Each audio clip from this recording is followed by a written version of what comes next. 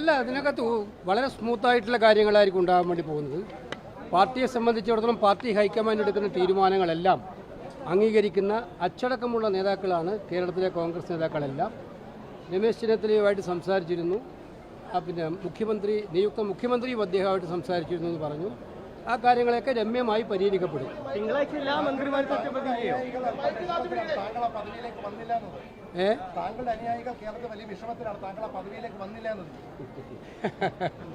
ഞാൻ ഇന്നലെ ഇതെല്ലാം പറഞ്ഞെന്നില്ലേ നിങ്ങളോട്? ഇന്നലെ എന്നെക്കുറിച്ചുള്ള കാര്യങ്ങളെല്ലാം ഞാൻ പറഞ്ഞു. ഇക്കാര്യത്തിൽ സ്വാഭാവികമായിട്ടും നമ്മളെ സംബന്ധിച്ചിടത്തോളം പാർട്ടി ഒരു അന്തിമ തീരുമാനം എടുത്തു കഴിഞ്ഞാൽ ആ തീരുമാനം അംഗീകരിച്ച് മുന്നോട്ട് പോവുക എന്നുള്ളതാണ് ഓരോ പാർട്ടി പ്രവർത്തകൻ്റെ ഉത്തരവാദിത്വം. അത് ശിരസാ വഹിക്കുന്ന ഒരു പാർട്ടി പ്രവർത്തകനാണ് ഞാൻ. അതുകൊണ്ട് ആ കാര്യമൊക്കെ തന്നെ ഇനി ചർച്ച ചെയ്യണ്ടേ? അല്ല, അത്തരം കാര്യങ്ങളൊക്കെ ചർച്ച ചെയ്ത് തീരുമാനിക്കുമല്ലോ. അതിനുള്ള നല്ല ടീം ഇവിടെ ഉണ്ടല്ലോ ചർച്ച ചെയ്ത് തീരുമാനിക്കും.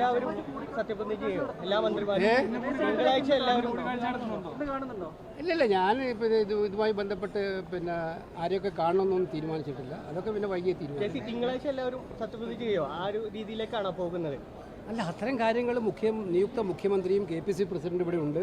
അവരിൽ ആളുകളൊക്കെ ആയിട്ട് തീരുമാനിക്കും. ഹൈക്കമാൻഡിൻ്റെ ഭാഗത്ത് എന്തെങ്കിലും കാര്യങ്ങളുണ്ടെങ്കിൽ അന്നേരം അത്തരം കാര്യങ്ങൾ സംസാരിക്കും.